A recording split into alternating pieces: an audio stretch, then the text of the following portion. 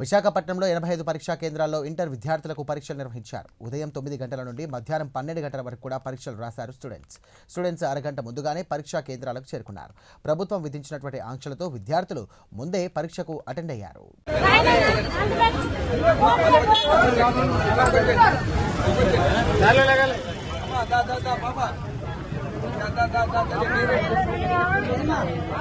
లోపల కూడా ఉంది, లోపల బోర్డు ఉంది.